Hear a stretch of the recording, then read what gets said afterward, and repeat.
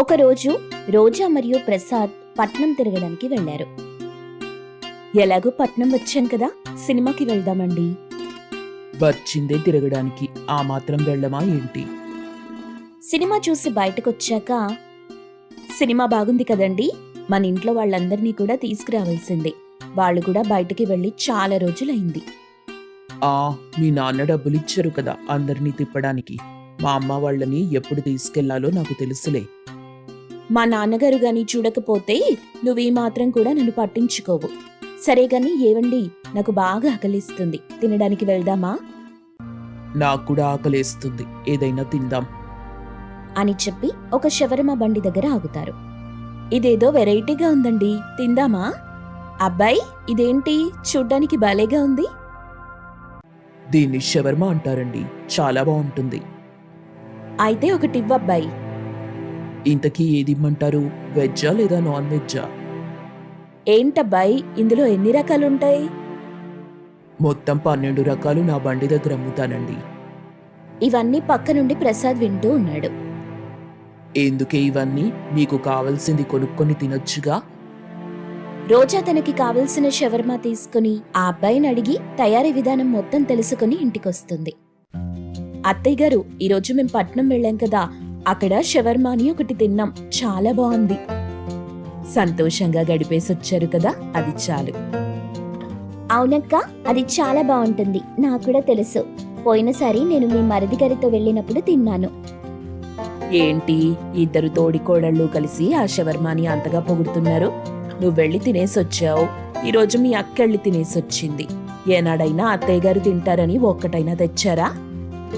అది వేడివేడిగానే తింటే బాగుంటుందత్తయ్యా. ఈసారి వెళ్ళినప్పుడు తీసుకొస్తాను. కానీ చల్లగా అయిపోతే మీరు తినలేరు. తర్వాత తిని బాగోలేదంటే నా పూచీ కాదు. అత్తయ్య గారు, నేనది తయారు చేసే విధానం తెలుసుకున్నాను, మీకు చేసి పెడతాను వేడివేడిగా. అవునా అక్క? అయితే నాకు కూడా మంచి ఐడియా వచ్చింది. మనం కూడా షవర్మా బిజినెస్ చేస్తే బాగుంటుందేమో. పైగా ఈ రోజుల్లో పిల్లలందరికీ ఇవే నచ్చుతున్నాయి కదా. ఏమీ అవసరం లేదు, ఇప్పటి వరకు మీరు ఊరు మీద పడి తిరిగింది చాలు. నా కొడుకులు సంపాదించి తెస్తున్నారు కదా, మీరిప్పుడు వెళ్ళి వీధిలో వీరంగం పెట్టాల్సిన అవసరం ఏం లేదు. నా ఉద్దేశం అది కాదత్తయ్యా, ఇప్పుడు ఈ బిజినెస్ అయితే బాగుంటుందని అన్నానంతే. అవునండి అత్తయ్య గారు, రూపా మామూలుగానే చెప్పింది. ఇక్కడ మీ షికారులు అయిపోయాయి కదా, నేను నా కూతురు దగ్గరికి వెళ్ళి తనెలా ఉందో చూసొస్తాను. నేనొచ్చేటప్పటికి వారం పడుతుంది. ఈ లోపల ఇల్లు జాగ్రత్త. ఇల్లప్ప చెప్పాను కదా అని బయటకి వెళ్లి మాట్లాడుకుని ఊరు మీద పడి తిరగకండి, అర్థమైందా అని చెప్పి సావిత్రి వెళ్ళిపోయింది. అక్క, అత్తయ్య గారు అలాగే అంటారు. నువ్వు ఒప్పుకుంటే ఒక 3 రోజులు షవర్మా వ్యాపారం చేద్దాం. వద్దు రూపా, అత్తయ్య గారికి తెలిసిందంటే మనల్ని బ్రతకనివ్వరు. అందుకే అక్క, ఒక 3 రోజులు అంటున్నాను. అత్తయ్య గారు వచ్చే ముందు అన్నీ ఆపేద్దాం. ప్లీజ్ అక్క, ఒప్పుకో అక్క, ప్లీజ్ ప్లీజ్. సరే అయితే, కానీ మనం బావగారికి ఇంకా మరిది గారికి ఈ విషయం చెప్పాలి. సరే అక్క. రోజా మరియు రూపా వాళ్ళ భర్తలకి చెప్పారు. తర్వాత ఇద్దరూ కూర్చొని, అక్క, షవర్మాకి కావలసిన అన్ని సామాన్లు చెప్పక్క. సరే రాసుకో. మైదా పిండి, ఎగ్స్, సాస్, చిల్లీ ఫ్లేక్స్. ఇంకా అలా చెప్పుకుంటూ వెళ్తుంది రోజా. అక్క, నువ్వు చెప్పినట్టు అన్ని సామాన్లు తెచ్చేశాను, ఒకసారి చూడు, ఇంకేమైనా కావాలేమో. రోజా తెచ్చిన అన్ని సామాన్లు చూసింది. అన్ని సామాన్లు తెచ్చేశావు, ఏమీ మర్చిపోలేదు. కానీ నేను కొన్ని సామాన్లు చెప్పలేదు, ఎందుకంటే మన ఇంట్లో ఉండే కొన్ని మసాలాలు వాడదాం. వాళ్ళు చెప్పే మసాలాలైతే కొంచెం ఖరీదెక్కువ. సరే, అవునక్క. ఒక షవర్మా ఎంత కమ్ముదని చెప్పు. మేం తిన దగ్గరైతే ఒక షవర్మా 40 రూపాయలు. కానీ మనం అంత డబ్బు పెట్టి అమ్మితే ఎవరు కొంటారు? ఖరీదెక్కువ కాకూడదని నేను మన ఇంట్లో మసాలాలు వాడదామని చెప్పాను. నువ్వే చెప్పు, ఎంత కమ్మితే బాగుంటుంది? అక్క, నేను 10 రూపాయలకే షవర్మా అమ్ముదామనుకుంటున్నాను. అవునా? కానీ అంత తక్కువ కమ్మితే మనకి నష్టం వస్తుందేమో. మనం తక్కువ డబ్బులకు అమ్మితే మన దగ్గర ఎక్కువ మంది కస్టమర్స్ వస్తారు కొనడానికి. అప్పుడు లాభాలు దానంతటదే పెరుగుతాయి. సరే అని ఇద్దరూ కలిసి రేపటి నుండి షవర్మా బిజినెస్ పెట్టి అమ్మటం ప్రారంభిద్దామనుకుంటారు. అక్క, వెళ్దామక్క, ఇప్పటికే ఆలస్యం అవుతుంది, వేగంగా మొదలెడదాం. అవును రూపా, ఎవరైనా కొనడానికి వస్తారంటావా? వస్తారక్క. ఇప్పుడు చూడు, వేడివేడి షవర్మా 10 రూపాయలకి మాత్రమే, వేడివేడి షవర్మా 10 రూపాయలు మాత్రమే అని గట్టిగా అరుస్తుంది. అలా అంటుండగానే అక్కడికి ఒక ఇద్దరు కస్టమర్స్ తినడానికి వస్తారు. ఇదమ్మా, నాకు 2 షవర్మా ఇవ్వు. రోజా వేడివేడిగా షవర్మా తయారు చేసి ఇస్తుంది. చాలా బాగుందమ్మా, చాలా బాగా చేశారు. మేం పట్నంలో తిన్నాం గాని ఇంత రుచిగా అయితే తినలేదు. ఇంట్లో చేసి అమ్ముతున్నట్టు అనిపించిందమ్మా. చాలా చాలా థ్యాంక్స్ అండి. మీ చుట్టుపక్కల వాళ్ళకి కూడా మా షవర్మా గురించి చెప్పండి. తప్పకుండా చెప్తామమ్మా. ఇదిగోండి డబ్బులు. అలా 2 రోజుల్లోనే షవర్మా బండి దగ్గర జనాలు పెరుగుతూ వెళ్తారు. చుట్టుపక్కల ఊళ్ళలో కూడా షవర్మా వ్యాపారం కోసం తెలిసింది. అక్క, చూసావా బిజినెస్ ఎంత బాగుందో? మనం పెట్టిన పెట్టుబడి మొత్తం 2 రోజుల్లో మన చేతికొచ్చేసింది. నేను 10 రూపాయలు పెడతానంటే నువ్వేమో చాలా ఆశ్చర్యంగా చూసావు. అంత తక్కువ పెడితే మనకి ఇబ్బంది అవుతుందేమో అన్నావు. నేనైతే 10 రూపాయలకి ఇంత మంచి వ్యాపారం జరుగుతుందని అస్సలు అనుకోలేదు. కానీ అత్తయ్య గారికి ఈ విషయం తెలిస్తే ఏమవుతుందోననే నా భయమంతా. అత్తయ్య గారు వచ్చేటప్పటికి ఇంకా కొన్ని రోజులు పడుతుంది కదక్కా. అత్తయ్య గారు వచ్చాక ఒక 4 రోజులు సెలవు తీసుకుని విషయం చెప్దాం. అలాగే ఈ బిజినెస్ ఎంత లాభాలు తెచ్చిపెట్టిందో కూడా చెప్దాం. అప్పుడు ఆవిడే ఒప్పుకుంటుంది. సరే అయితే. మరుసటి రోజుకి ఏమేం సరుకులు కావాలో రోజా మరియు రూపా మాట్లాడుకుంటూ లిస్ట్ తయారు చేసుకుంటుంటారు. సావిత్రి వాళ్ల కూతురు దగ్గర అన్నీ చూసుకుంటూ ఉంది. ఇంతలో పక్కింటావిడ సుశీల వచ్చి సావిత్రితో, అమ్మా, కొంచెం పంచదార ఉంటే ఇస్తారా? ఆగమ్మా, తెస్తున్నాను. కప్పుతో పంచదార తెచ్చి సావిత్రి సుశీలకిచ్చింది. మీకు తెలుసా, మీ ఊళ్ళోనే 2 ఆడవాళ్లు వ్యాపారం మొదలెట్టారంట. చాలా రుచిగా చేస్తున్నారంట. జనాలందరూ అక్కడే లైన్ కట్టి మరీ తింటున్నారంట. మగవాళ్లు కష్టపడి పనిచేసి సంపాదించి తెచ్చి పెళ్ళాల చేతిలో పెడుతుంటే ఊరికే తిని కూర్చోక ఈ ఆడవాళ్లు ఊరి మీద పడి తిరగటం, సంపాదించడం మొదలెడుతున్నారు. వాళ్లు తెచ్చింది గుట్టు చప్పుడు కాకుండా ఇల్లు సంసారం నడుపుకొని సర్దుకొని వెళ్ళాలి గాని ఇలా ఊరి మీద సంపాదించాలా? ఇంతకీ ఎవరో ఆ ఊరి వాళ్ళు. ఎవరో రోజా మరియు రూపా అంట. ఆ మాట వినగానే సావిత్రి ఆశ్చర్యపోయింది. కోపం తట్టుకోలేక ఇంటికెళ్ళి, నేను మా ఊరు వెళ్ళిపోతున్నాను, నాకు అర్జెంటు పనుంది అని చెప్పి బయలుదేరి తన ఇంటికి చేరుకుంది. చూసేటప్పటికి 2 కోడళ్ళు ఇంట్లో ఉండరు. వెంటనే సావిత్రి షవర్మా బండి దగ్గరికి చేరుకుంది. మీరిద్దరూ ఏం చేస్తున్నారు? అప్పటికి వాళ్ళిద్దరూ షవర్మా కోసం మసాలా తయారు చేస్తున్నారు. మీకు తెలుసు కదా, మీరిద్దరూ ఇలాగ బయటకొచ్చి కష్టపడి సంపాదించటం నాకు నచ్చదని. ఇంట్లో ఆడవాళ్లు ఇంటి పట్టు నుండి ఇంట్లో పని చేసుకుంటూ ఉండటం మంచిది. అయినా చెట్టంత నా కొడుకులున్నారుగా మీకు సంపాదించి పెట్టడానికి. అది కాదండి అత్తయ్య గారు, మేం చెప్పేది వినండి. వినడానికేముంది? నా మాట వినకుండా మీ సొంత నిర్ణయాలు తీసుకోవటం మొదలెట్టారు. ఈ 4 రోజుల్లో ఎంత సంపాదించారేంటి? 40 రూపాయలైనా ఉన్నాయా? ఇప్పుడే ఆ డబ్బాలో నుండి డబ్బు తీసి విసిరి పారేస్తాను అని చెప్పి గల్లా పెట్టే తెరిచేటప్పటికీ దాన్నిండా డబ్బుంది. అది చూడగానే, ఏంటి, మీ సంపాదనేనా? లేదా మీ ఆయన వాళ్ల జీతాలు తెచ్చిక్కడ పెట్టేశారా? ఇంతలో అక్కడికి ప్రసాద్ చేరుకున్నాడు. అమ్మా, వాళ్ళు చెప్పేది ముందు విను. ఇదంతా వాళ్ల సంపాదనే. ఏంట్రా, వీళ్ళిద్దరినీ వెనకేసుకొస్తున్నావా నువ్వు అని చెప్పి చెడామడా తిట్టడం ప్రారంభిస్తుంది. ఆగమ్మా, అది కూడా ఎందుకు షవర్మా బిజినెస్ పెట్టారంటే, ఎవరో ఆఫీస్లో మా మీద చాడీలు చెప్పటం వల్ల మా 2 ఉద్యోగాలు తీసేస్తామన్నారు. ఏం చెయ్యాలో తోచక వీళ్ళిద్దరూ షవర్మా బిజినెస్ పెడతామంటే సరే అని ఒప్పుకున్నాం. అప్పుడు సావిత్రి కోపం తగ్గిపోయి, అయితే వీళ్ళిద్దరూ మీకన్నా ఎక్కువ సంపాదిస్తున్నట్టున్నారు. ఒక్కరోజుకే గల్లా పెట్టె నిండిపోయేంత డబ్బులొచ్చాయి. అవునండి అత్తయ్య గారు, మేం చెప్పేది వినండి. మమ్మల్ని క్షమించండి. మీకు చెప్పకుండా వ్యాపారం మొదలెట్టినందుకు మమ్మల్ని క్షమించండి. కానీ ఆ సమయంలో ఇంకో ఆలోచన రాలేదు. సరే అయితే, ఈ రోజు నుండి ఈ వ్యాపారంలో మీకు నేను సాయంగా ఉంటాను. ముగ్గురం కలిసి చక్కగా వ్యాపారం చేసుకుందాం. సుబ్బమ్మ కొడుక్కి పెళ్లి చేస్తే బాగుపడతాడని పల్లవి అనే అమ్మాయిని సంబంధం మాట్లాడి పెళ్లి చేసింది. అయినా కాని కొడుకులో ఏ మార్పు లేదు. ఇంకా సోమరిగా మారుతూ వచ్చాడు. అది గమనించిన సుబ్బమ్మ బాధపడుతూ, ఈ వెధవ ఎలా మారతాడో అర్థం కావట్లేదు. వచ్చిన కోడలికి ఇక్కడి పరిస్థితులు తెలిస్తే చాలా బాధపడుతుంది.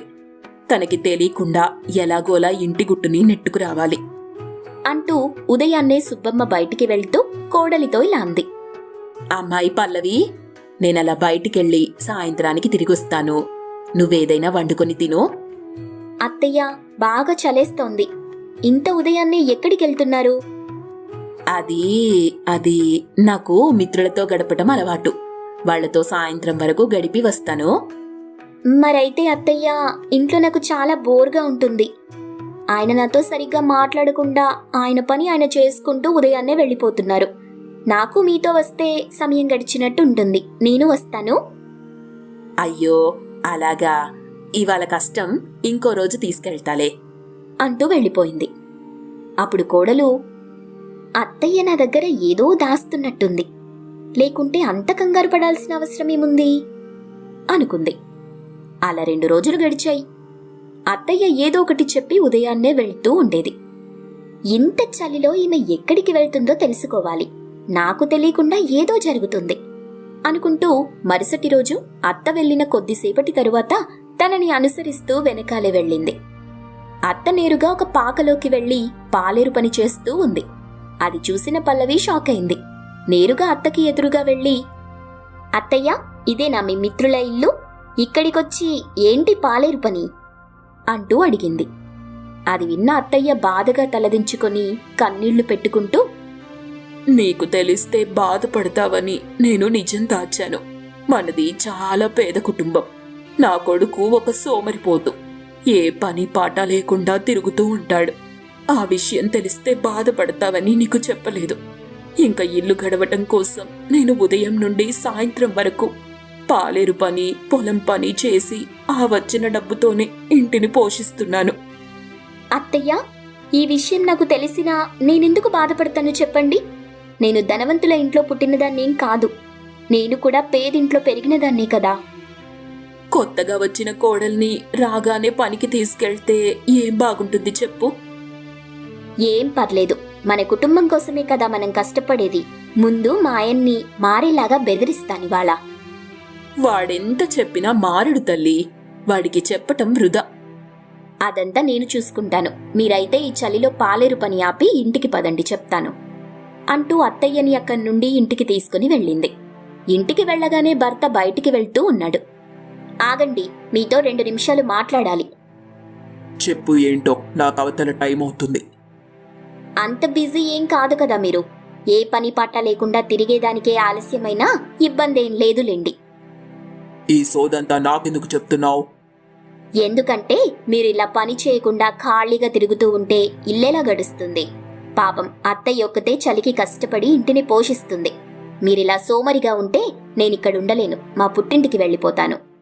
వెళ్ళిపో, నిన్నెవడాపాడు అంటూ పక్కకి తోసి వెళ్ళిపోయాడు. దాంతో పల్లవికి బాగా కోపం వచ్చింది.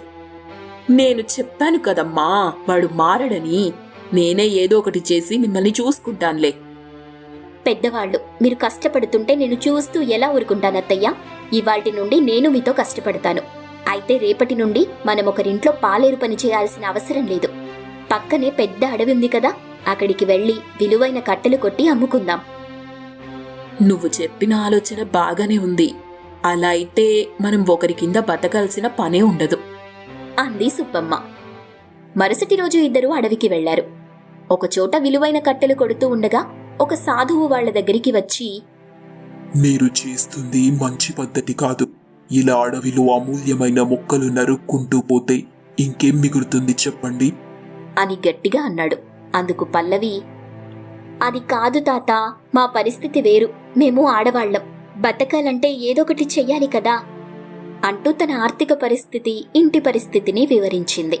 అది విన్న సాధువు, అలాగని ఇలా మొక్కలు నరకటం తప్పు. మీరు బ్రతకడానికి నేను ఒక రహస్యం చెప్తాను. దాంతో మీరు సంతోషంగా బతకొచ్చు. మీరు నిజంగా మాకో దారి చూపిస్తే మేమెప్పుడూ ఈ అడవిలో మొక్కలు నరకం. సరే, చెప్పేది జాగ్రత్తగా వినండి. మీరు ఈ అడవి గుండా వెళ్తే ఒక దీవి వస్తుంది. ఆ దీవి నుండి కుడివైపుకు వెళ్లిన కొద్ది దూరానికి ఎడమ పక్కకు ఇంకో దారి వస్తుంది. నేరుగా వెళ్తే అక్కడ ఒక పండ్ల వనం ఉంది. కాలాన్ని బట్టి పండే అన్ని పండ్లు అక్కడుంటాయి. ఇది చలికాలం, అంటే సీతాఫలాలు పండే కాలం. వాటిని తెచ్చుకుని అమ్ముకొని సంపాదించుకోండి అంటూ చెప్పాడు. అది విన్న అత్త కోడళ్ళు చాలా సంతోషించారు. స్వామి, మీ రుణం ఎప్పటికీ తీర్చుకోలేం. మీరు చెప్పినట్టే చేస్తాం అంటూ అత్తాకోడళ్ళు సాధువు చెప్పిన చోటుకి చేరుకున్నారు. అక్కడ రకరకాల చెట్లున్నాయి. అది చలికాలం కావడంతో ఎక్కడ చూసినా సీతాఫలాలు పండి ఉన్నాయి. వెంటనే వాటిని కోసుకుని ఇంటికి చేరుకున్నారు. వెంటనే అత్తాకోడళ్ళు ఒక తోపుడు బండిని సేకరించి అందులో సీతాఫలాలు అమ్ముకుంటూ వీధి వీధి తిరిగారు. సీతాఫలాలు అమ్మటం చూసి భర్త సిగ్గుపడి ఇలా అనుకున్నాడు. ఇద్దరు ఆడవాళ్లు కష్టపడి పని చేస్తుంటే నేనిలా గాలికి తిరగడం తలుచుకుంటుంటే చాలా సిగ్గేస్తుంది. ఇవాల్టి నుండి వీళ్ళకి నేను సాయంగా ఉండాలి అనుకుంటూ అక్కడి నుండి వెళ్ళిపోయాడు. సాయంత్రానికి అన్ని సీతాఫలాలు అమ్మి డబ్బు సంపాదించి అత్తకోడళ్ళు చాలా సంతోషంగా ఇంటికొచ్చారు. అమ్మా పల్లవి, ఎండకు వీధుల్లో తిరుగుతూ పండ్లమ్ముతూ ఉంటే నాకే సిగ్గేసింది. రేపటి నుండి నేను మీకు సాయంగా ఉంటాను అని వాళ్లతో అన్నాడు. అది విన్న ఇద్దరూ ఇంకా సంతోషించారు. ఏవండి, మీలో ఈ మార్పు రావటం చాలా సంతోషాన్నిస్తుంది. నేను మీకు రహస్యం చెప్తాను. దాంతో మనం ఎప్పటికీ సుఖంగా బ్రతకొచ్చు అంటూ సాధువు చెప్పిన పండ్ల రహస్యాన్ని చెప్పింది. అది విన్న భర్త ఆశ్చర్యపోయాడు. తర్వాత రోజు నుండి భర్త పండ్లని కోసుకుని వచ్చేవాడు. ఆ చలికాలంలో సీతాఫలాలు అమ్మి కోడలు చాలా డబ్బు సంపాదించింది. అప్పటి నుండి ఆ కుటుంబంలో అందరూ కష్టపడుతూ ఫలితం పొందుతూ వచ్చారు.